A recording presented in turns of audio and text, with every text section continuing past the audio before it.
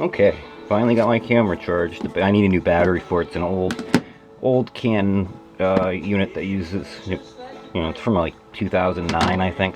But this is the network card I'm using currently in the 680E, and I'll show you why in a second. This works. These I would use, but on the 680E, as you can see, there's a bottom to it. Give me a second. And that goes on like that with 5 screws. So that comes off, but there's no rubber thing. None of the 680Es come with that rubber piece. So without this bottom, you'd have to put something under it to make up for this poking out, because when I slide in, oops, sorry about hitting the camera. When I slide in the Wi-Fi card and this pops up, see that? Without the bottom, now it's gonna rock. So with the bottom on, there's no more rocking, see? So that's one thing.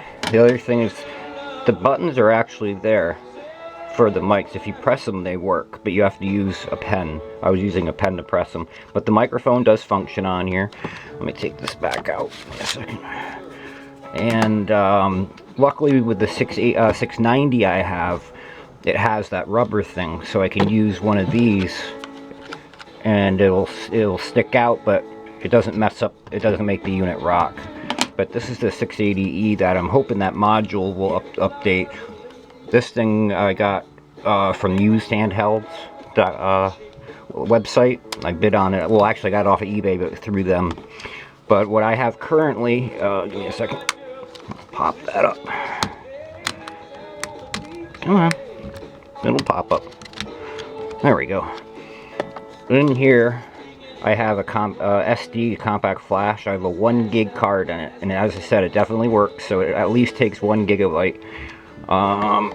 Then, as you guys know, that the battery's right there. This is one of those Dutch railway ones.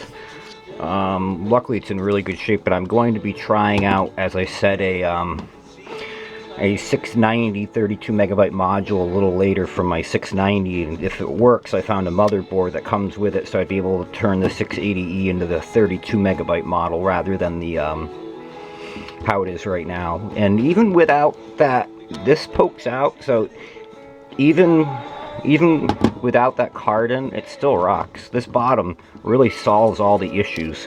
I know it could be a pain if you can't access your compact flash thing without taking it off, but once I have my XP laptop, I'm never gonna have to worry about that. But I thought I'd show you guys that. And what else have I gotten recently? This one definitely works for Windows CE 2.1 or up. This works from 2.0 up, this Lucent Waveland, and this works. It's an Intel Pro.